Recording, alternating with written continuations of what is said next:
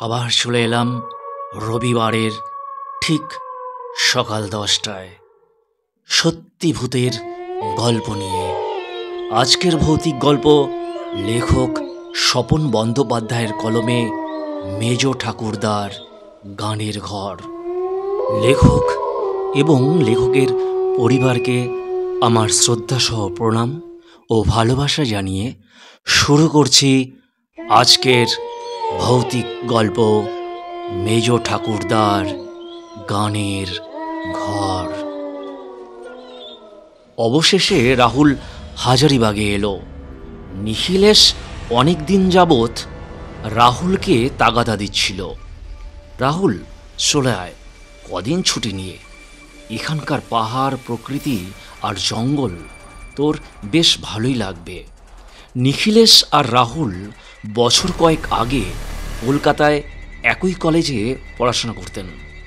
নিখিলেশ তখন কলকাতার এক হোস্টেলে থাকত। তারপর পড়াশোনা শেষ হলে হাজারিবাগে ফিরে গেছে। সেখানেই ওদের পৈতৃক বাড়ি। কয়েক পুরুষ যাবৎ সেখানেই তারা বসবাস করছে। রাহুল কলেজ জীবনে নিখিলেশের প্রাণের বন্ধু ছিল। তবু নিখিলেশের ডাকে এখানে আসা সম্ভব হচ্ছিল না রাহুলের। কিন্তু সুযোগটা আচমকাই এসে গেল। রাহুল বর্তমানে এক ওষুধ কোম্পানির সেলস রিপ্রেজেন্টেটিভের চাকরি পেয়েছে। তারাই রাহুলকে পাঠিয়েছে হাজারিবাগে। রাহুল আসার আগে নিখিলেশকে ফোন করে এসেছে। সেই মতো সেদিন বিকেলে হাজারিবাগ রোড স্টেশনে হাজিরও ছিলেন যথাসময়ে নিখিলেশ। বেশ কয়েক বছর বাদে দুই বন্ধুর দেখা হয়েছে শেষ বিকেলের আলো আধারের মধ্যে।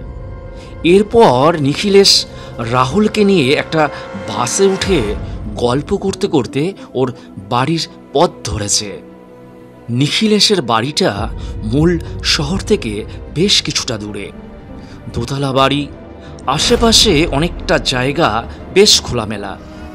বাড়িটা দোতলা হলেও ঘরের সংখ্যা অবশ্য বেশি নয়। একতলা দোতলা মিলে ওই খান চারেক। একতলার পাশাপাশি দুটি ঘরের একটিতে নিখিলেশ তার স্ত্রী আর তার ছোট মেয়েকে নিয়ে থাকে। দ্বিতীয় ঘরটিতে থাকেন নিখিলেশের বৃদ্ধা বিধবা মা। দোতলাতে ছাদের ওপর দুটি ঘর। একটিতে নিখিলেশের এক দাদা যখন হাজারিবাগে আসেন তখন সে এখানে থাকেন। তিনি মুম্বাইতে কোনো এক বিদেশি কোম্পানিতে চাকরি করেন। পরিবার নিয়ে সেখানেই থাকেন। দ্বিতীয় ঘরটা সবসময়ের জন্য তালাবন্ধ থাকে। সে ঘরটা নাকি সারা বছরই তালাবন্ধ থাকে। এর বেশি কিছু তখন নিখিলেশ রাহুলকে কিছু বলেনি। একতলাতেই থাকা খাওয়া সব কিছুর ব্যবস্থা। সারা সন্ধেটা রাহুলের বেশ ভালোই কাটল। নিখিলেশ ওর স্ত্রী ও মেয়ে ও তার মায়ের সাথে গল্প করে হইচই করে। রাহুলের মনেই হচ্ছিল না সে নিজের পরিবারের বাইরে অন্য কোথাও এসেছে। রাত্রে খাওয়া দাওয়া সেরে নিখিলেশ রাহুলকে নিয়ে দোতলায় উঠল। ওর দাদার ঘরটাতেই রাহুলের থাকার ব্যবস্থা করেছে সে। দোতলার এই ঘরটা আকারে খুব বেশি বড় না হলেও বেশ সিমসাম সাজানো। খাট, ড্রেসিং টেবিল, আলনা সবই আছে। দুই বন্ধু খাটে বসে বেশ কিছুক্ষণ গল্পও করল। তারপর নিখিলেশ ঘর ছেড়ে যাবার আগে হঠাৎ থমকে দাঁড়ালো। একটু ইতস্তত করে বলল, দেখ রাহুল, একটা কথা তোকে না বললেই নয়। কি কথা? নিখিলেশের ইতস্তত ভাব দেখে অবাক হলো রাহুল। ও ঠিক কি বলতে চাইছে? মানে, আমার একটা অনুরোধ আছে। কোনো অবস্থাতেই রাতের বেলা তুই কিন্তু এ ঘর ছেড়ে বেরোবি না। কোনো আওয়াজ শুনেও অথবা কেউ ডাকলেও কিন্তু তুই বেরোবি না। কি মনে থাকবে তো? কি ব্যাপার বলতো? রাহুল জিজ্ঞাসা না করে পারল না। সে কথা অন্য কোনো সময়ে তোকে বলবো, তবে ঘর থেকে না বেরোলে ভয়ের কিছু নেই। ঠিক আছে, গুড নাইট বন্ধু। নিখিলেশ চলে গেল। নিখিলেশ চলে যাবার পরে রাহুল ঘরের আলো নিভিয়ে শুয়ে ব্যাপারটা ভাববার চেষ্টা করল, কিন্তু সারাদিনে অনেক ধকল গেছে। ক্লান্ত চোখে ঘুম নামতে দেরি হলো না। সেদিন অনেক রাতে একবার ঘুমটা ভেঙে গেল রাহুলের। তখন খোলা জানালার বাইরে আকাশের গায়ে একাদশীর চাঁদটা বেশ ঝুলে রয়েছে। জ্যোৎস্না এসে দাঁড়িয়ে পড়েছে ঘরের মধ্যে। হঠাৎ ঘুম চোখেই রাহুলের মনে হলো কোথায় যেন সেতার বাজছে। এত রাত্রে কে বাজাচ্ছে সেতার? এ বাড়িরই কি কেউ? তাছাড়া আর কে হবে? আশেপাশে কাছাকাছি তো কোনো বাড়ি নেই। রাহুল ভাবল একবার ঘর ছেড়ে বেরিয়ে দেখে। তারপর মনে পড়ল নিখিলেশকে সে কথা দিয়েছে রাতে ঘর ছেড়ে বেরোবে না। তবে সেতার তো যে কেউ বাজাতে পারে, এটা তো কিছু অস্বাভাবিক নয়। ভাবতে ভাবতেই আবার ঘুমিয়ে পড়েছিল রাহুল। পরদিন সকালে কথাটা নিখিলেশকে বলতেই ও যেন তাড়াতাড়ি প্রসঙ্গে এড়িয়ে যেতে চাইল। রাহুলেরও অবশ্য এ নিয়ে মাথা ঘামাবার সময়ও ছিল না। সকালে বন্ধুর বাড়িতে স্নান খাওয়া সেরে ও বেরিয়ে গেল অফিসের কাজে। ফিরল ঠিক সন্ধ্যের পর। সেদিন অনেক পরিশ্রম হয়েছে, খুবই ক্লান্ত। সে কারণেই বোধ করি রাতটা এক ঘুমেই কেটে গেছে রাহুলের। পরদিন ছিল ছুটি। সেদিন সারাটা দিন রাহুল নিখিলেশের পরিবারের সঙ্গে হাসি আনন্দে কাটিয়ে দিল। আশেপাশে বেরিয়েও এলো। তারপর রাতের খাওয়া দাওয়া সেরে রাহুল ছাদের ঘরে এলো। আজকের রাতটা পূর্ণিমা। ফুটফুটে জ্যোৎস্না ছড়িয়ে রয়েছে সারা ছাদ জুড়ে। অনেক রাত পর্যন্ত একা একা ছাদে পায়চারি করল রাহুল। মাঝে মাঝেই ওর চোখ যাচ্ছিল পাশের তালাবন্ধ ঘরটার দিকে। কেন কে জানে, আজ রাতে ওই ঘরটা রাহুলকে আকর্ষণ করছে। দিনের বেলা নিখিলেশকে রাহুল ঘরটার কথা বার কয়েক জিজ্ঞেস করেছিল। নিখিলেশ প্রতিবারই প্রসঙ্গে এড়িয়ে গেছে। রাহুলের মনে হচ্ছে এ বাড়িতে এমন কোনো রহস্য আছে যা নিখিলেশ রাহুলকে জানাতে চায় না। এই উজ্জ্বল চাঁদের অপর পিঠের মতোই কি? যাজ্ঞে, রাহুল তো এ বাড়িতে দুদিনের অতিথি মাত্র, এত খোঁজ তার কি দরকার? রাহুল ঘরে ঢুকে শুয়ে পড়ল। ঘুমোবার আগে হঠাৎ একবার চমকে উঠেছিল। খুব কাছেই কোথায় যেন বিশ্রীভাবে প্যাঁচা ডাকছে। প্যাঁচার ডাক নাকি অমঙ্গল। ভাবতে ভাবতেই ঘুমিয়ে পড়েছিল রাহুল। তখন অনেক রাত। রাহুলের ঘুমটা হঠাৎ ভেঙে গেল। চারিদিক নিস্তব্ধ। খোলা জানালা পথে চাঁদের আলো এসে লুটিয়ে পড়েছে ঘরের মধ্যে। কি একটা অস্বস্তি বোধ করছে সে। বিছানায় উঠে বসল রাহুল। সারা শরীর ঘামে ভিজে গেছে, অথচ কার্তিক মাসের হাওয়ায় শীতের শিরশিরে অনুভূতি। বিছানা থেকে নেমে পাখার স্পিডটা বাড়িয়ে দেয় রাহুল। ঠিক তখনই একটা কান্নার শব্দ সে পরিষ্কার শুনতে পাচ্ছে। খুব কাছেই কোথাও কেউ যেন ফুপিয়ে ফুপিয়ে কাঁদছে। নিশুতি রাতে সে অসহায় কান্নার ঢেউ বুকের ভেতরে পর্যন্ত ধাক্কা মারে। আর থাকতে পারল না রাহুল। ভুলে গেল বন্ধুর সতর্কবাণী। এক আকর্ষণে সে ঘরের দরজা খুলে বাইরে বেরিয়ে এলো। বাইরে বিস্তৃত ছাদ, তার একপাশে ঘরটা ম্রিয়মান। রাহুল ছাদে এসে দাঁড়ায়। ঢলঢলে জ্যোৎস্না সারা ছাদ জুড়ে আছে, তাই সবকিছুই দৃশ্যমান। কিন্তু এ কি? পাশের ঘরের দরজায় তো তালা নেই। অথচ নিখিলেশ বলেছিল ওই ঘরে আর কেউ ঢোকে না, সারা বছরই তালা দেওয়া থাকে। রাহুল নিজেও তা দেখেছে। কান্নাটা ওই ঘরের ভেতর থেকেই শোনা যাচ্ছে। রাহুল যেন এক অপ্রতিরোধ্য আকর্ষণ বোধ করছে ওই ঘরটার প্রতি। নিজের অজান্তেই ওর পা দুটো এগিয়ে গেল সেই ঘরটির দিকে। একটু জোরে চাপ দিতেই ঘরের দরজাটা খুলে গেল। জংধরা কবজায় একটা বিশ্রী আওয়াজ তুলে ন্যাচ করে শব্দ হলো। ঘরের ভেতরে পা দিল রাহুল। কান্নাটা হঠাৎ থেমে গেল। সে কি রাহুল এ ঘরে ঢুকে পড়েছে বলেই? তার শোবার ঘরের চেয়েও এ ঘরটা সাইজে বেশ বড়। দুটো বিশাল খোলা জানালা। জানালা পথে চাঁদের আলো এসে সারা ঘরটাকে ভরিয়ে তুলেছে। এ কি কারোর গানের ঘর? ঘর ভর্তি সঙ্গীতের নানা উপকরণ। ডুগি, তবলা থেকে শুরু করে ঢোল, করতাল, বেহালা, সেতার, হারমোনিয়াম, তানপুরা, আরও কত কি সারা ঘরে যত্ন করে সাজানো রয়েছে। কয়েক মুহূর্ত অবাক চোখে তাকিয়ে দাঁড়িয়ে থাকে রাহুল। তারপর হঠাৎ ঘরের প্রতিটি যন্ত্র একসঙ্গে বেজে ওঠে। তবলার বোল, বেহালা, সেতারের মূর্ছনা, তানপুরার তান, হারমোনিয়াম, করতালের সঙ্গতে সারা ঘরে ছড়িয়ে পড়ে এক আশ্চর্য সঙ্গীতের ঐকতান। আর এর মধ্যে ভেসে ওঠে এক অবিস্মরণীয় কালোয়াতি গানের সুর।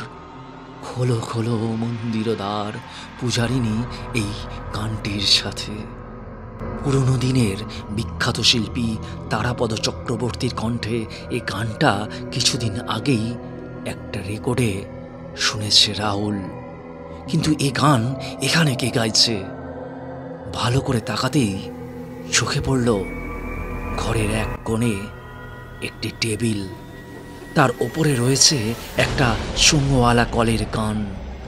সেখান থেকেই ভেসে আসছে গানের সুর। কিন্তু এ কি? ওতে তো কোনো রেকর্ড চাপানো নেই। তবে ঘুরন্ত ডিস্ক থেকে বেরিয়ে আসছে অতীতের বিখ্যাত সেই গান।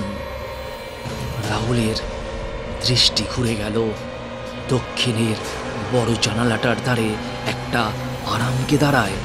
কে ওই মানুষটা বসে রয়েছে? কই, এতক্ষণ তো চোখে পড়েনি। যেন হঠাৎ আবির্ভাব ঘটেছে।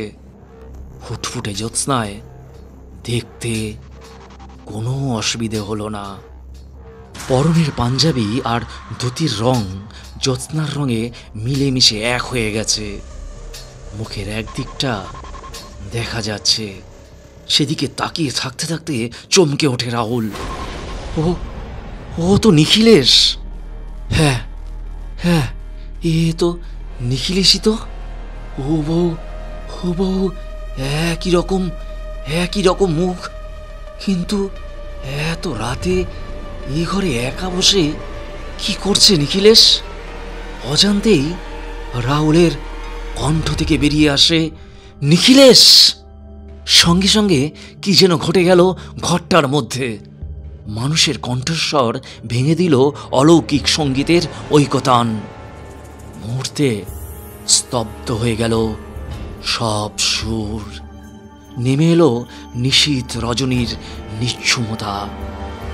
এর মধ্যে আরামকে দাঁড়ায় বসে থাকা মানুষটি উঠে দাঁড়িয়েছে, ফিরে তাকিয়েছে রাহুলের দিকে। আর তখনই রাহুল বুঝতে পারল ও নিখিলেশ নয়। ওই মূর্তির মাথার চুল ধবধবে সাদা, দু চোখ যেন জ্বলন্ত আগুনের গোলা। মূর্তিটা অদ্ভুতভাবে নিজেকে টানতে টানতে এগিয়ে আসতে লাগলো রাহুলের দিকে। এবার ভয় করতে লাগলো রাহুলের, ভীষণ ভীষণ ভয়। মেরুদণ্ডের মধ্যে একটা ঠান্ডা স্রোত টের পেল সে মূর্তিটা আরো এগিয়ে আসছে, আরো আরো কাছে, একেবারে কাছে এসে পড়েছে। চোখের দৃষ্টিতে আগুন ঝরছে, কিন্তু সারা মুখে কি এক অসহায়তার ছায়া ফুটে উঠেছে তার। ও কি, ওর গলার কাজটা অমন কেন? বাদিকের চিবুকের নিচে থেকে কাঁধ পর্যন্ত এক বিশাল গহ্বর, ভেতর থেকে সাদা হাড় বেরিয়ে এসেছে। উফ, কি বীভৎস দৃশ্য! মূর্তিটার গলা থেকে এবার একটা শব্দ বেরোলো, ঘর ঘর ঘর ঘর করে। আর সহ্য করতে পারল না রাহুল, জ্ঞান হারিয়ে লুটিয়ে পড়ল মেঝের ওপর। রাহুলের যখন জ্ঞান ফিরল, দিনের আলো ফুটে উঠেছে, ওকে ঘিরে দাঁড়িয়ে আছে বাড়ির সবাই। রাহুল চোখ মেলে তাকাতেই সকলের মধ্যে একটা স্বস্তির গুঞ্জন ভেসে উঠল। ধীরে ধীরে স্বাভাবিক হয়ে এলো রাহুলের শরীর ও মন। মনে পড়তে শুরু করলো গত রাতের সব কথা। রাহুল বলল, আমি আমি কোথায়? নিখিলেশ পাশ থেকে বলল, তুই তুই এখন আমার ঘরে। গতকাল গভীর রাতে তোর চিৎকার শুনে তোকে অজ্ঞান অবস্থায় মেজ ঠাকুরদার গানের ঘর থেকে নামিয়ে এনেছি। মেজ ঠাকুরদার গানের ঘর? রাহুল বিড়বিড় করল, হ্যাঁ রাহুল, তোকে তো আমি বারণ করেছিলাম রাতে তুই কোনো অবস্থাতেই ঘর থেকে বেরোবি না। আর যে ঘরে তুই ঢুকেছিলি সে ঘর রাতের বেলা আমাদের সকলের কাছে নিষিদ্ধ, কিন্তু তুই তা মানলি না। ততক্ষণে নিখিলেশের স্ত্রী এক গ্লাস গরম দুধ নিয়ে এসেছে। দুধের গ্লাসে চুমুক দিতে দিতে রাহুল শুনল এ বাড়ির পুরনো ইতিহাস, যা একই সঙ্গে দুঃখজনক এবং বিচিত্র বটে। প্রায় 50 বছর আগে দোতলার ওই ঘরটাতে থাকতেন নিখিলেশের ঠাকুরদার মেজ ভাই প্রকাশ চৌধুরী। সে আমলে মস্ত বড় কালোহাতি গানের শিল্পী ছিলেন তিনি। এই গান পাগল মানুষটি সারা জীবন গানেই ডুবে থাকতেন, অন্য কোনো দিকে তিনি মনই দিতে পারেননি। বিয়ে থাও সারা জীবনে তিনি করেননি। সেই প্রকাশ চৌধুরীর কণ্ঠের গান হঠাৎ একদিন থেমে গেল। দুরারোগ্য ক্যান্সার রোগ তার গলার সুর কেড়ে নিল। তার মতো শিল্পীর পক্ষে সে যে কি যন্ত্রণা! শিল্পীর সুর হারাবার যন্ত্রণার কাছে রোগের অসহ্য যন্ত্রণাও তুচ্ছ। সে অবস্থাতেও তিনি প্রথম প্রথম ছাদের ওই ঘরটাতে সেতার, তানপুরা, তবলা নিয়ে আসর বসাতেন, কিন্তু ক্রমে ক্রমে তাও আর সম্ভব হলো না। রোগের প্রকোপ বেড়েই চলল, কণ্ঠ একেবারে রুদ্ধ হয়ে গেল। তারপর থেকে তিনি ছাদের ওই গানের ঘরে সারাদিন একা বসে একটা সঙ্গওয়ালা কলের গান থেকে দিন রাত শুধু গান শুনতেন, বড় বড় ওস্তাদের গান। আচ্ছা, তারপর একদিন সকালে মেজ ঠাকুরদার মৃতদেহ পাওয়া গেল ওর ছাদের ঘরে। সুর হারানোর যন্ত্রণায় একদিন উনি সহ্য করতে না পেরে আত্মহত্যা করেছেন। তখনও ওর সেই কলের গানে বেজে চলেছে কোনো এক বিখ্যাত ওস্তাদের কালোহাতি গানের সুর। বলতে বলতে বিষণ্ণতায় নিখিলেশের কণ্ঠ ধরে এলো, একটু থেমে পড়ল। এরপর বহু বছর কেটে গেছে রাহুল। এ বাড়ির কেউ মেজ ঠাকুরদার ওই ছাদের ঘরে ঢোকে না। ওর সঙ্গীতের সরঞ্জামও একই রকমভাবে সাজানো রয়েছে। মাঝে মাঝে রাতের বেলা আমরাও শুনতে পাই ও ঘর থেকে সেতারের ঝংকার কিংবা রেকর্ডে কালোহাতি গানের সুর। সেই সঙ্গে শুনতে পাই এক শিল্পীর গান না গাইতে পারার গুমড়ে ওঠা ব্যথা। শুনতে শুনতে রাহুলের মনের মধ্যে গত রাতের ছবিটা ফুটে ওঠে। সে কি তাহলে নিখিলেশের মেজ ঠাকুরদাকেই দেখেছিল, যার জ্বলন্ত চোখ, সারা মুখে অসহায়তার বিষণ্ণতা? চিবুকের নিচে থেকে ঘাড়ের এদিকের বিশাল গর্ত, শরীন, ঘর ঘর কণ্ঠস্বর। হঠাৎ রাহুলের নজরে পড়ল নিখিলেশের ঘরের দেয়ালে ওর পূর্বপুরুষের ছবির পাশে আরেকটা জীর্ণ ছবির দিকে। এক মাথা, সাদা চুল, কিন্তু কিন্তু মুখটা ঠিক। রাহুলের চোখের ভাষা ততক্ষণে নিখিলেশ বুঝে ফেলেছে। বন্ধুর কাঁধে হাত রেখে নিখিলেশ বলে ওঠে, হ্যাঁ রে রাহুল, সবাই বলে আমার মেজ ঠাকুরদার মুখটা ছিল অনেকটা আমারই মতো। নমস্কার, সত্যিভূতের গল্পের আজকের গল্প ছিল স্বপন বন্দ্যোপাধ্যায়ের কলমে মেজ ঠাকুরদার গানের ঘর। আশা করি গল্পটা শুনে আপনাদের সকলে ভালো লেগেছে, আর আপনাদের মূল্যবান মতামত জানিয়ে আমার পাশে থাকবেন। আর ভালো থাকবেন, সুস্থ থাকবেন সব সময়। নমস্কার।